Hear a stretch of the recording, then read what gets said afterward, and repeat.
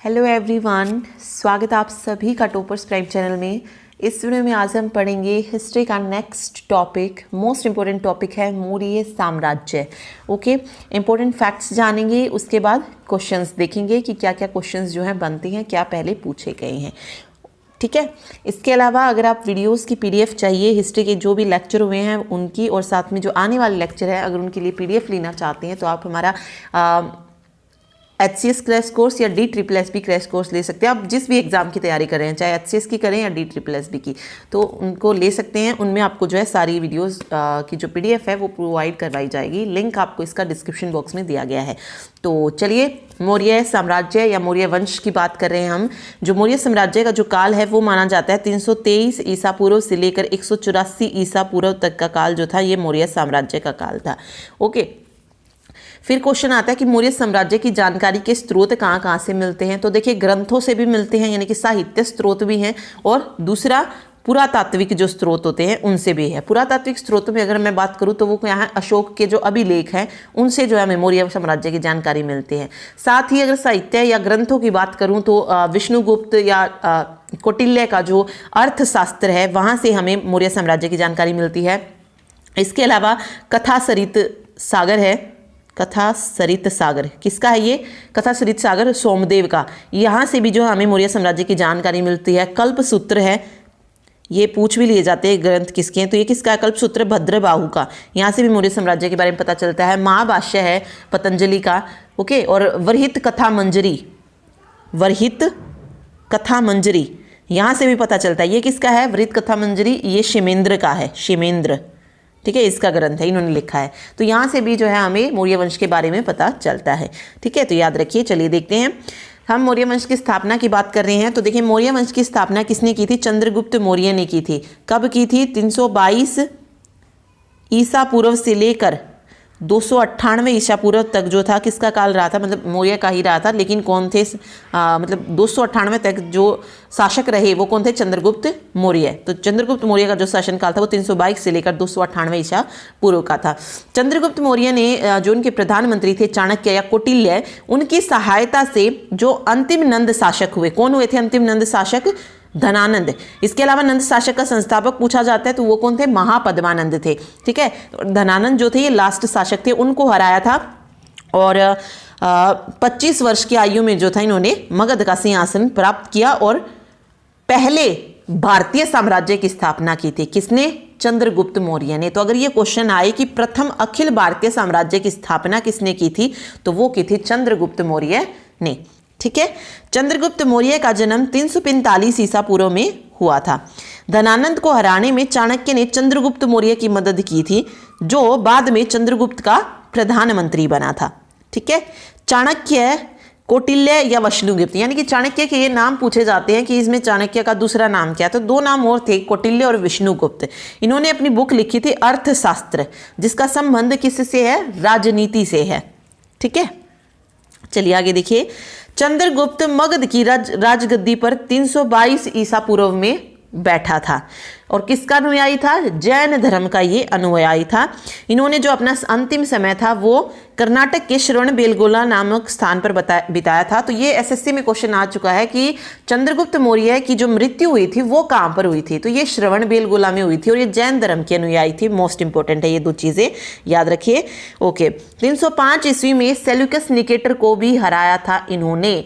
305 में Seleucus Nicator को हराया। सेल्यूकस निकेटर कौन था? यूनानी शासक था सेल्यूकस निकेटर। ओके, और उसको हराने के बाद इसने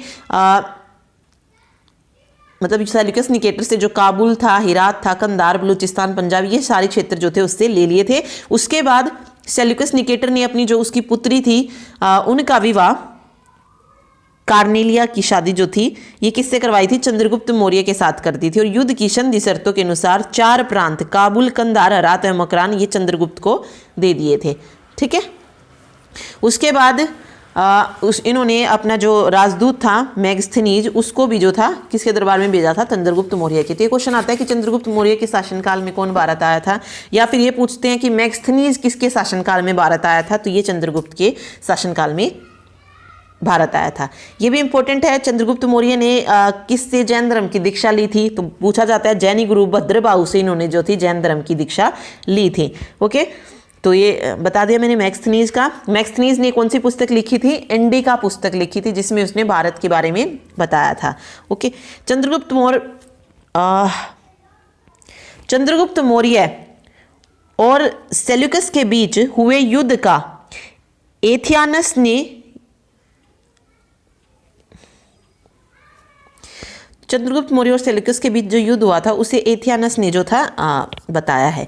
ओके, प्लूटार्क के अनुसार क्या था, चंद्रगुप्त ने सेल्यूकस को कितने हाथी उपहार में दिए थे, 500 हाथी उपहार में दिए थे। ओके, कुछ इंपॉर्टेंट पॉइंट्स और पढ़ते हैं जो कि पूछे जाते हैं यहाँ से। जैसे ये पूछा जाता है कि चंद्रगुप्त मौर्य को सेंट्रोकोटस के नाम से किसने पुकारा, या फिर सेंट्रोकोटस जो नाम था ये किसके लिए यूज़ किया गया था, तो ये चंद्रगुप्त मौर्य के लिए यूज़ किया गया था। तो स्ट्रैबो, एरियन, जस्टिन और प्लूटार्क ने मौर्य वंश के संस्थापक चंद्रगुप्त मौर्य को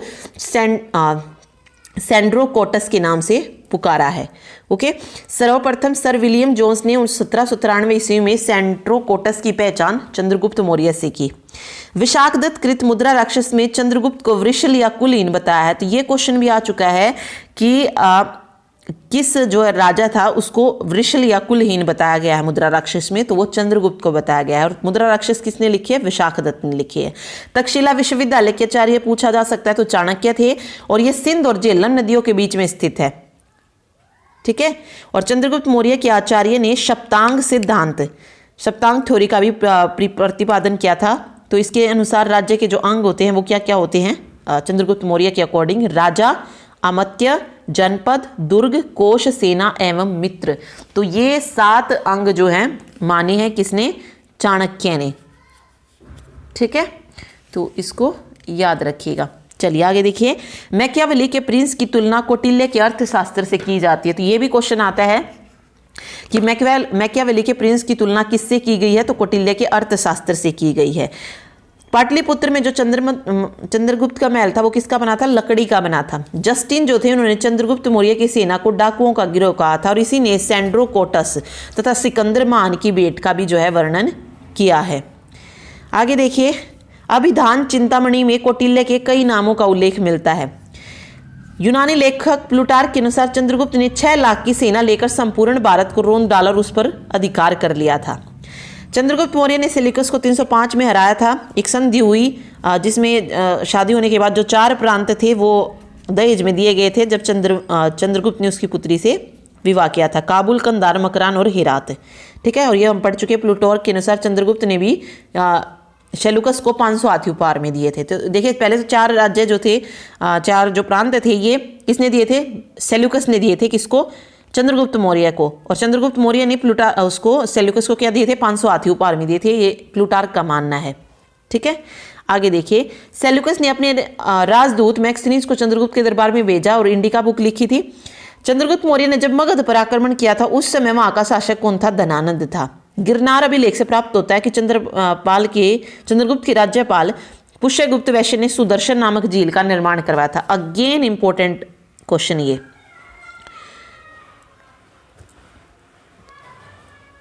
ये क्वेश्चन आता है कि सुदर्शन नामक झील का निर्माण किसने करवाया था, तो पुष्यगुप्त वैश्य ने। और ये किस अभिलेख से पता चलता है, गिरनार अभिलेख से पता चलता है। जब मगध में 12 वर्ष तक अकाल पड़ा था तो चंद्रगुप्त मौर्य राज्य त्याग कर जैन आचार्य भद्रबाहु के साथ श्रवण बेलगोला चले गए थे, और यहीं पर निराहार समाधिस्थ होकर चंद्रगुप्त ने अपने प्राण त्याग दिए थे। तो दीक्षा पूछी जाती है, भद्रबाहु से ली थी, और इनका मृत्यु श्रवण बेलगोला कर्नाटक में हो गई थी। ठीक है, और अकाल कितने साल तक पड़ा था मगध में, 12 वर्ष तक अकाल पड़ा था। उसके बाद आया बिंदुसार। चंद्रगुप्त मौर्य का उत्तराधिकार बिंदुसार हुआ, जो कि 298 ईसा पूर्व में मगध की राजगद्दी पर बैठा। 298 में किसकी मृत्यु हो गई थी, चंद्रगुप्त मौर्य की। उसके बाद उसका पुत्र बिंदुसार जो था गद्दी पर बैठा, और अमित्रघात के नाम से बिंदुसार को जाना जाता है। अमित्रघात क्या होता है, शत्रु विनाशक। ठीक है, तो ये पूछा जा सकता है। और बिंदुसार जो था ये आजीवक संप्रदाय का अनुयायी था। ठीक है, देखिए आगे, स्ट्रेबो के अनुसार सीरियन नरेश एंटियोकस ने बिंदुसार के दरबार में डाइमेकस नामक राजदूत को भेजा था। ठीक है, तो एंटियोकस ने कौन से किसको भेजा था, जब ये पूछा जाए कि डायमेकस किसके शासनकाल में जो था भारत आया था राजदूत बनकर, तो बिंदुसार के में। इसे हिमैक्स्थनीज का उत्तराधिकारी भी जो था माना गया था। ठीक है। जैन धर्म में बिंदुसार को सिंह सेन जो है कहा गया है। बिंदुसार के शासनकाल में तक्षशिला में हुए 2 विद्रोह का वर्णन है। मतलब तक्षशिला में 2 विद्रोह हुए थे। इस विद्रोह को दबाने के लिए बिंदुसार ने पहले सुशीम को भेजा था और बाद में अशोक को। सुशीम कौन था? बिंदुसार का ही पुत्र था, अशोक का भाई था, तो उनको भेजा था, बाद में अशोक को भेजा था। एथेनियस के अनुसार बिंदुसार सीरिया के शासक एंटियोकस से मदिरा, सूखे अंजीर और एक दार्शनिक भेजने की प्रार्थना जो थी इन्होंने की थी। ओके। बौद्ध विद्वान तारानाथ ने बिंदुनाथ को जो है 16 राज्यों का क्या बताया है? विजेता बताया था। ठीक, देखिए और पढ़ लेते हैं। देखिए यूनानी लेखों में, अब ये तो हमने पढ़ लिया कि बिंदुसार का नाम अमित्रघात है, यानी कि शत्रु विनाशक है। ये किस लेखों में है? यूनानी लेखों में है। वायु पुराण में भद्रसार कहा गया इसे, और जैन ग्रंथों में इसे सिंहसेन कहा गया है। अब पूछा जा सकता है कि यूनानी लेखों में बिंदुसार का नाम क्या है, वायु पुराण में इसका नाम क्या है, और जैन ग्रंथों में इनका नाम क्या है। तो ये तीनों आपको पता होनी चाहिए। ठीक है। तिब्बती लामा तारानाथ तथा जैन अनुश्रुति के अनुसार चाणक्य बिंदुसार का प्रधानमंत्री भी रहा था। ठीक है। उसका तो था ही चंद्रगुप्त मौर्य का, लेकिन बिंदुसार का भी जो प्रधानमंत्री कौन रहा? चाणक्य रहा था। ओके। स्ट्रैबो के अनुसार सीरिया शासक एंटियोकस ने डायमेकस नामक अपना एक राजदूत बिंदुसार के दरबार में भेजा था। तो ये हम पहले ही पढ़ चुके हैं। 2 विद्रोह हुए, पहले को नहीं, पहले में एक मिनट। ओके, तो ये इसमें थोड़ी सी मिस्टेक है। तक्षशिला में जो विद्रोह हुआ था उसको दबाने के लिए बिंदुसार ने पहले सुशीम को भेजा था। ओके। दूसरी बार जो था दूसरे विद्रोह का जो पहला विद्रोह हुआ था वो तो सुशीम के कुप्रशासन के कारण ही हुआ था। ओके। और दूसरा जो विद्रोह था वो अज्ञात, उसका कारण नहीं पता, लेकिन उसे अशोक ने जो था दबाया था। ठीक है। तो ये इसमें गलत दिया हुआ है। ऊपर जो हमने पॉइंट पढ़ा वो सही है, ये गलत है इसमें। ठीक है, ये याद रखिए। अगला है, इतिहासकार तारानाथ ने बिंदुसार को 2 समुद्रों के बीच की भूमि को जीतने वाला शासक जो है कहा है। एथेनियस के अनुसार बिंदुसार ने सीरिया के शासक एंटियोकस से मीठी मदिरा, सूखे अंजीर, तो ये हमने पढ़ लिया है। बिंदुसार की मृत्यु के बाद 269 ईसा पूर्व में अशोक का राज्याभिषेक जो था हुआ था। ठीक है। तो देखिए बिंदुसार का उत्तराधिकारी कौन हुआ? अशोकमान हुआ, जो कि वो 269 ईसा पूर्व में मगध की राजगद्दी पर बैठा था। ठीक।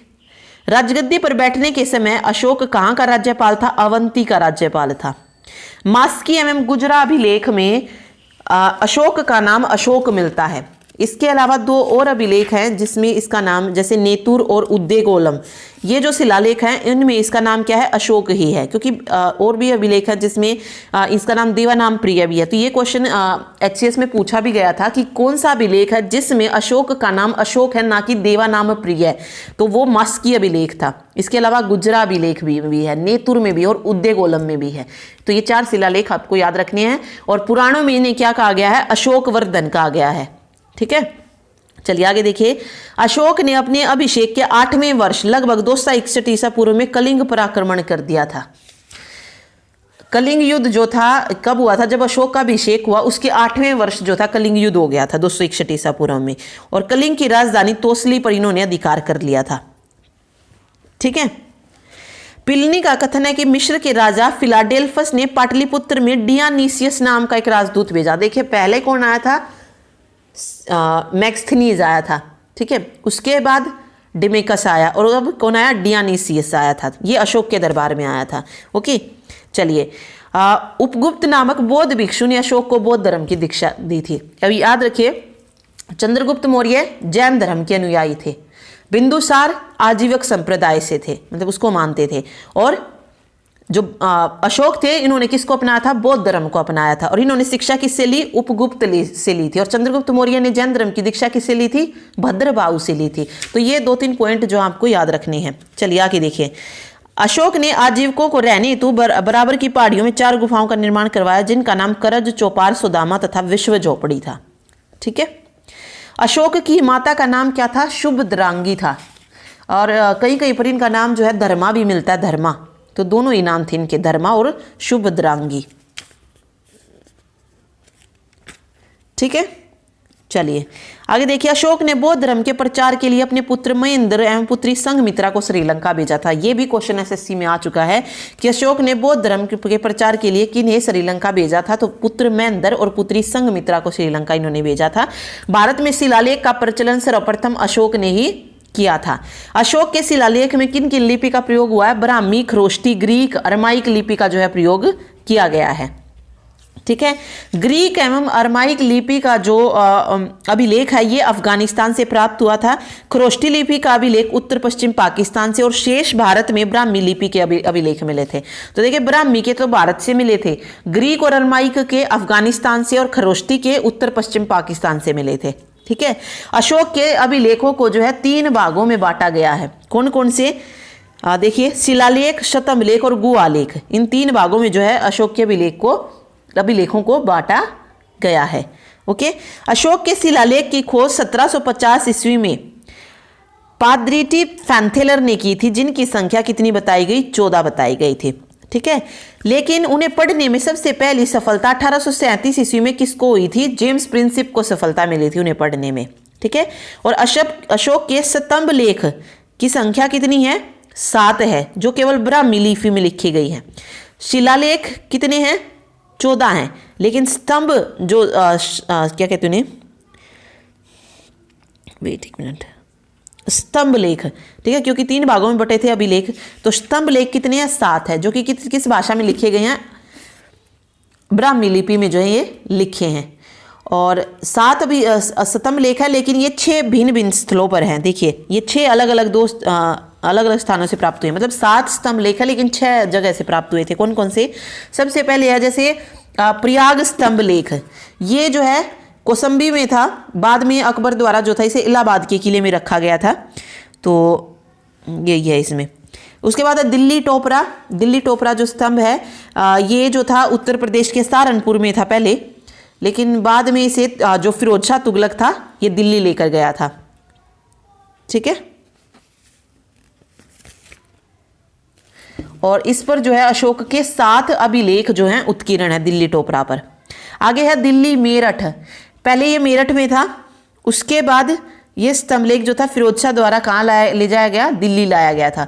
उसके बाद है रामपुरवा, ये चंपारण में था, रामपुरवा बिहार में, और इसकी खोज 1872 में कार्लाइल ने की थी। आगे है लोरिया अरराज, ये भी बिहार के चंपारण में ही था। और लोरिया नंदनगढ़ जो था ये भी चंपारण में ही था, बिहार में। ठीक है, अब इस पर मोर का चित्र बना हुआ था। तो लोरिया अर्रेज, लोरिया नंदगढ़ और रामपुरवा ये तीनों बिहार से के चंपारण से मिले थे। बाकी प्रयाग स्तंभ लेख बहुत इंपॉर्टेंट है।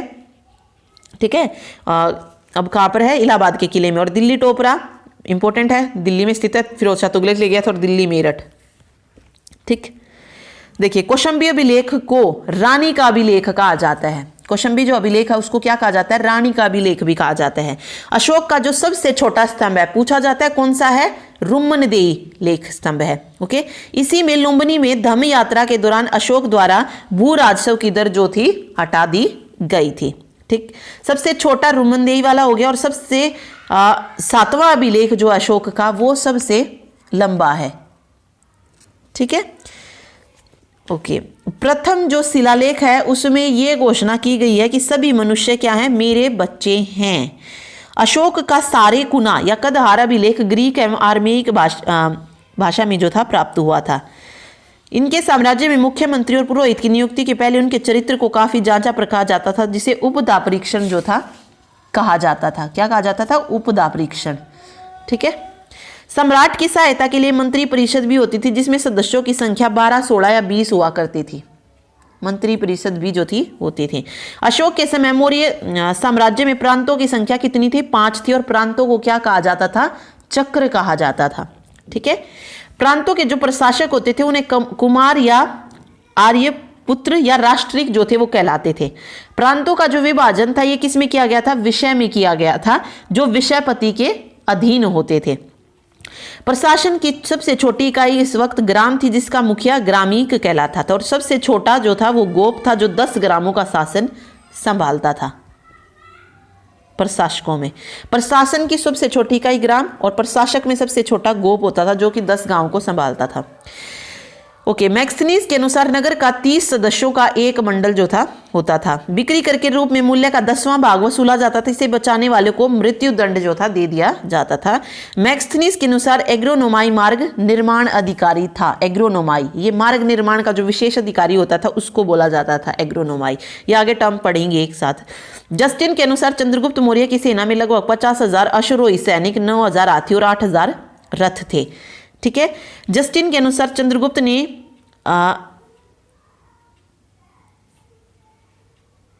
नदी की पैदल सेना से 3 गुनी अधिक संख्या में अर्थात 60,000 आदमियों को लेकर संपूर्ण उत्तर भारत को रौंद डाला था। ठीक है, और ये बताया गया है कि सेना का नेतृत्व करने वाले अधिकारी क्या कहलाता था युद्ध क्षेत्र में जो सेना का नेतृत्व करता था उसको नायक कहा जाता था। सैन्य विभाग का सबसे बड़ा अधिकारी कौन होता था? सेनापति होता था। मैक्सनीज के अनुसार मौर्य सेना का रखरखाव 5 सदस्या और 6 समितियां करती थे। मौर्य प्रशासन में गुप्तचर विभाग महामात्य सर्प नामक अमात्य के अधीन था। अर्थशास्त्र में गुप्तचर को क्या कहा गया है? गूढ़ पुरुष कहा गया, और एक ही स्थान में रहकर कार्य करने वाले गुप्तचर को संचार कहा जाता है। ठीक, अशोक के समय जनपदीय न्यायालय के न्यायाधीश को राजू कहा जाता था और सरकारी भूमि को सीता भूमि कहा जाता था।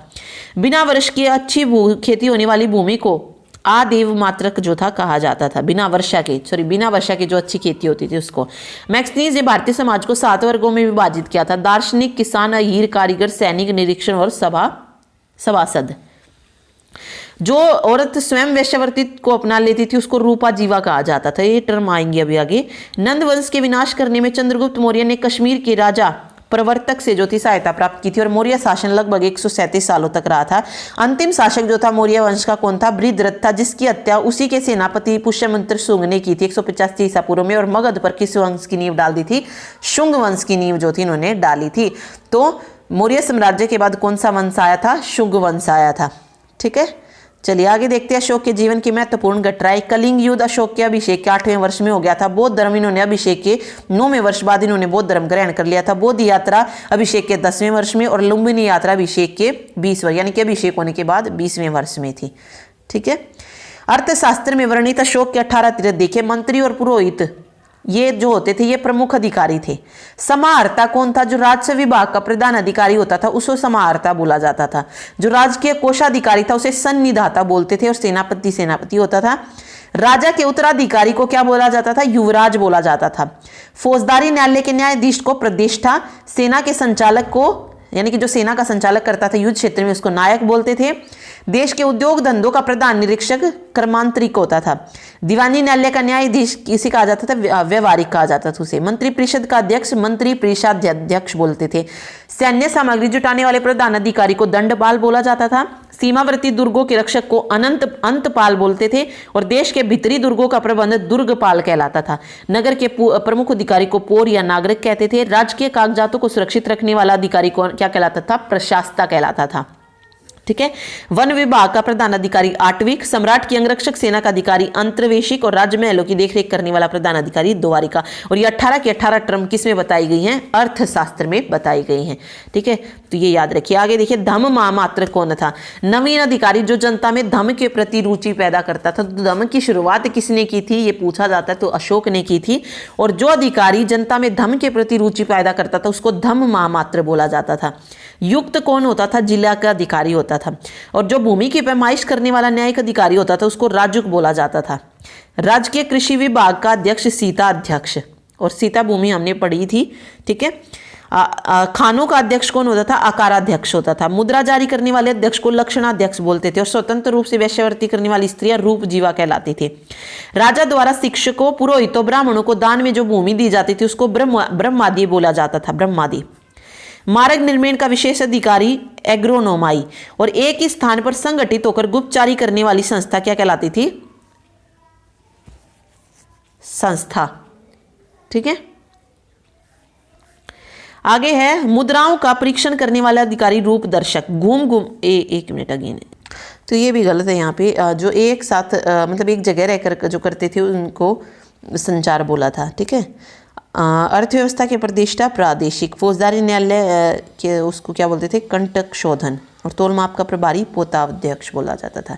अशोक के स्तंभ लेखों की संख्या 7 है, जो 6 उत्तीर्ण पाए गए। तो ये मैंने आपको पहले ही बता दिए हैं, 6 के 6। ठीक है, आगे हैं अशोक के अभिलेखों में वर्णित विषय कौन कौन से। देखिए पहले शिलालेख पर जो है उत्सवों के अवसर पर पशु हत्या वर्जित थी। राज्य की रसोई में 2 मोरा में 1 हिरण के वध का जो है उल्लेख मिलता है। तो पशु हत्या वर्जित पूछा जाता है तो ये पहले शिलालेख में थी। ठीक है। इसके अलावा दूसरे शिलालेख में चोल, पांड्य, सत्यपुत्र, केरलपुत्र और श्रीलंका की भूमि का वर्णन मिलता है, तो ये दूसरे में है। ओके। इसके अलावा युक्तिकों, प्रादेशिकों, राज्यों को 5 वर्ष के अंतराल से साम्राज्य के सभी भागों से भ्रमण करने का आदेश उल्लेखित है तीसरे शिलालेख में। धम्म के प्रति अत्यधिक आस्था, सम्मान और अन्य सिद्धांतों का वर्णन, ये बहुत इंपॉर्टेंट है, ये चौथा शिलालेख में धम्म के प्रति। धर्म महामात्रों की नियुक्ति 5वें में है। सशक्त प्रशासनिक व्यवस्था में आत्मा नियंत्रण का उल्लेख 6ठे अभिलेख में शिलालेख में मिलता है। मानव समुदायों के मध्य सह अस्तित्व, आश्रम संयम एवं शुद्धता का उल्लेख 7वें में। अशोक द्वारा संपादित की गई धर्म यात्रा के संबंध में वर्णन, ये 8वें में, ये भी इंपॉर्टेंट है। ओके। अनावश्यक गतिविधियों को रोककर धम्म विषय गतिविधियों पर बल दिए जाने का उल्लेख 9वें अभिलेख में है। 10वें अभिलेख में अशोक ने आदेश दिया कि राजा तथा उच्च पद अधिकारी हमेशा प्रजा के हित में सोचेंगे। 11वां शिलालेख धम्म की शिक्षा, धम्म की प्रशंसा और धम्म में सहयोग प्रदान करने का उल्लेख मिलता है। 12वें में धार्मिक सहिष्णुता, सर्वधर्म समभाव के अवधारणा का उल्लेख है। अगेन इंपॉर्टेंट 13वां अभिलेख है जिसमें कलिंग युद्ध का वर्णन है और धम्म विजय का उल्लेख मिलता है, ये 13वें शिलालेख में। ठीक है। और 14वां इस अभिलेख में अशोक ने पर्व संदेशों की जो है पुनरावृत्ति की है। ठीक। चलिए अब क्वेश्चन पे आते हैं। 14 ही जो थे अभिलेख थे, सॉरी शिलालेख थे, और 7 स्तंभ लेख थे। देखिए सबसे पहला जो क्वेश्चन है वो है, वह शासक कौन था जिसने राज सिंहासन पर बैठने के लिए अपने बड़े भाई सुसीम की हत्या कर दी थी। तो सुसीम किसका भाई था? अशोक का भाई था। और दोनों ही जो थे बिंदुसार के पुत्र थे। ज्येष्ठ पुत्र जो था वो सुसीम था और दूसरा कौन था? अशोक था। ठीक है। तो अशोक ने जो थी उसकी हत्या की थी। इसके अलावा निम्नांकित में से किसकी तुलना मैकियावेली के प्रिंस से की जाती है? तो किसकी की जाती है? कौटिल्य के अर्थशास्त्र की। ठीक। और अर्थशास्त्र किससे रिलेटेड है? राजनीति से संबंधित है। नेक्स्ट क्वेश्चन है, चाणक्य का अन्य नाम क्या था? क्या था? विष्णुगुप्त भी था और कौटिल्य भी था।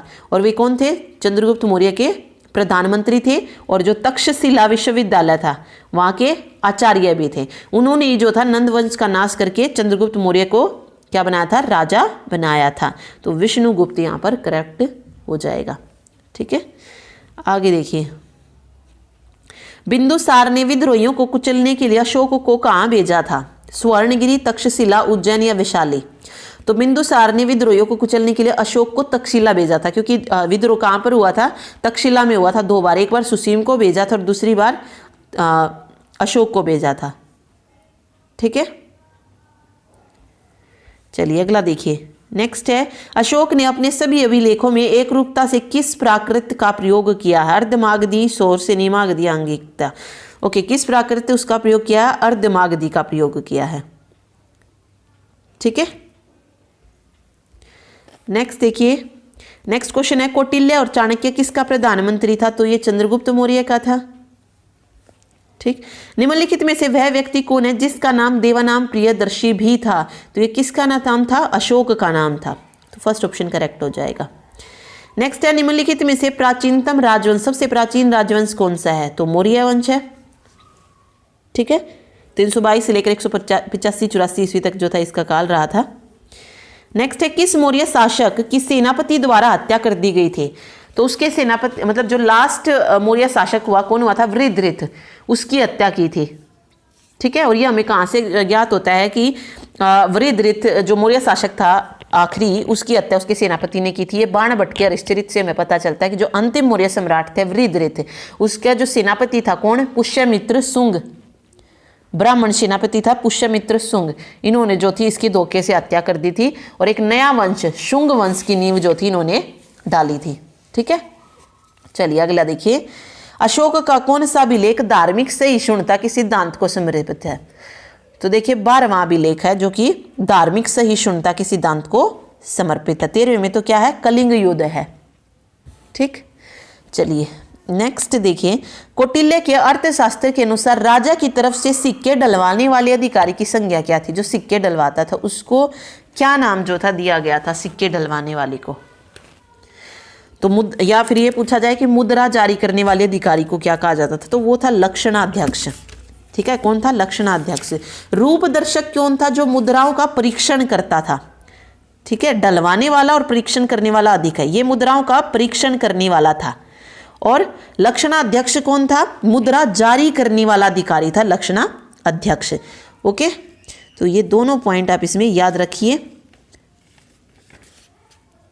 इसमें एक पोतवाध्यक्ष है। पोतवाध्यक्ष कौन था? तोल माप का जो प्रभारी था उसको पोतवाध्यक्ष, जो हम पढ़ चुके हैं। ठीक, तो ये चीजें इसमें याद रखिए। ठीक है, चलिए नेक्स्ट क्वेश्चन देखिए। बिंदुसार के दरबार में सीरिया के शासक एंटियोकस प्रथम के राजदूत के रूप में मैक्सथनीज के स्थान पर कौन आया था? जिसे मैक्सथनीज का उत्तराधिकारी भी कहा जाता है। तो कौन आया था? डायमिकस आया था। ठीक है, और ये किस लेखक के विवरण से पता चलता है? यूनानी लेखक स्ट्रैबो के विवरण से हमें यह पता चलता है कि सीरिया के शासक था एंटियोकस ने डायमिकस नामक एक राजदूत था, उसको मौर्य सम्राट बिंदुसार के दरबार में भेजा था। ठीक है, अशोक ने अपने किस शिलालेख में चोल, पांड्या, केरल पुत्र और सत्य पुत्र को अपनी पड़ोसी शक्तियों के रूप में उल्लेखित किया है? तो ये द्वितीय अभिलेख में किया है। ठीक है, तो द्वितीय अभिलेख यहाँ पर सही हो जाएगा ये। और पशु और मानव चिकित्सक सुविधा का जो वर्णन है ये भी द्वितीय। प्रथम में क्या था? उत्सवों के अवसर पर क्या है? पशु हत्या वर्जित है। 13वें में कलिंग का था। और चतुर्थ शिलालेख में क्या था? धर्म के प्रति जो सिद्धांत थे, सम्मान या आस्था क्या है, उसके बारे में जो है पता चलता है। ठीक, चलिए अगला, निम्नलिखित अभिलेखों में से किस में अशोक का नामोल्लेख हुआ है? किसका था? अशोक का नाम उल्लेख है, यानी कि अशोक का नाम है उसमें। किस में है ये? तो ये है गुजरा अभिलेख में। मध्य प्रदेश के गुजरा नामक जगह पर है, एक शिलालेख प्राप्त हुआ था जिसे बहुत महत्वपूर्ण माना जाता था।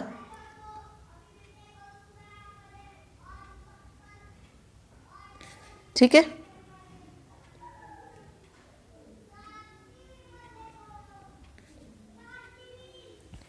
और एक और चीज याद रखिए, इसमें जो कौन सा अभिलेख पढ़ा था हमने? मास्की अभिलेख। उसमें अशोक का नाम जो था देवानाम प्रिय की उपाधि के साथ मिला था, यानी कि अशोक भी मिला था और देवनाम प्रिय भी मिला था। और बाकी के जो क्या कहते हैं उन्हें अभिलेख थे, उनमें क्या नाम मिला था इनका? देवानाम प्रियदर्शी मिला था।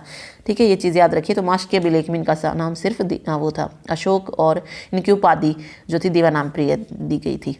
ठीक, तो यहाँ पर नामोल्लेख हुआ तो ये गुजरा अभिलेख में हुआ है। कौटिल्य द्वारा रचित अर्थशास्त्र कितने अधिकरणों में विभाजित है? देखिए, चाणक्य का जो अर्थशास्त्र है, कौटिल्य का जो अर्थशास्त्र है, ये 6000 श्लोकों वाला ग्रंथ है। ओके, और इस ग्रंथ से हमें मौर्य काल की राजनीतिक, सामाजिक और आर्थिक, धार्मिक स्थिति की जो है जानकारी मिलती है। और ये कितने खंडों में विभाजित था? 15 खंडों में जो था ये विभाजित था। ठीक, और इस ग्रंथ का जो है द्वितीय और तृतीय जो खंड है वो सबसे पुराना है।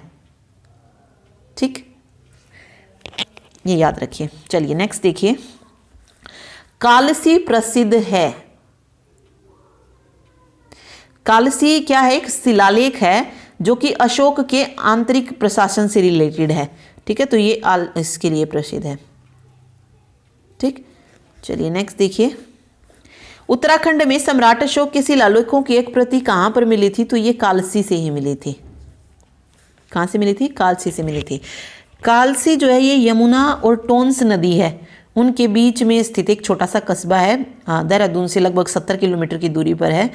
और यहाँ मतलब अशोक की शिलालेख की प्रति जो थी यहाँ से मिली थी। ठीक, चलिए आगे देखिए, वह स्थान जहाँ प्राग अशोक ब्राह्मी लिपि का पता चला था। प्राग अशोक ब्राह्मी लिपि जो थी इसका पता चला था श्रीलंका से। श्रीलंका में कहाँ से? अनुराधापुर से पता चला था। अनुराधापुर सही हो जाएगा। ठीक है, नेक्स्ट देखिए, ये पूछा गया है एग्जाम में, प्राचीन भारत में निम्नलिखित में से कौन सी एक लिपि थी जो कि दाएं ओर से बाईं ओर लिखी जाती थी? जो दाएं से बाईं की तरफ लिखी जाती थी, कौन सी लिपि थी? तो वो थी खरोष्टी लिपि। खरोष्टी। और इस लिपि को पढ़ने का जो श्रेय दिया जाता है वो मैसन, प्रिंसिप, नॉरिस, लेसन, कनिंगम इन विद्वानों को दिया जाता है। और ये जो थी उत्तर पश्चिम भारत की लिपि थी। हमने पढ़ा था ना, जो खरोष्टी लिपि के अभिलेख थे वो उत्तर पश्चिमी पाकिस्तान से मिले थे। ठीक, तो ये याद रखिए। चलिए अगला है, अशोक के शिलालेखों को सबसे पहले किसने पढ़ा था? तो ये पढ़ा था किसने? जेम्स प्रिंसेप ने 1837 में। ठीक है। और अशोक के अभिलेख कितने भागों में विभाजित थे पूछा जाता है, तो 3 भागों में विभाजित थे, शिलालेख, स्तंभलेख और गुहालेख। ठीक है, वो पहले ही पढ़ चुके हैं। तो ये लास्ट क्वेश्चन था इसका।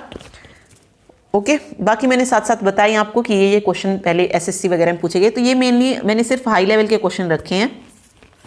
और अगर आपको बिल्कुल जनरल क्वेश्चन पढ़ने हैं तो मैंने कंप्लीट हिस्ट्री के भी क्वेश्चन करवाए हुए हैं, वहाँ से आप पढ़ सकते हैं, जिसमें एसएससी में जो भी क्वेश्चन पूछे हैं वो हमने कवर किए हैं उसमें। अभी ये जो है थोड़े से हाई लेवल के हैं, आईएएस, यूपी पीसीएस या स्टेट पीसीएस जो एग्ज़ाम होते हैं जो उनमें पूछे गए हैं।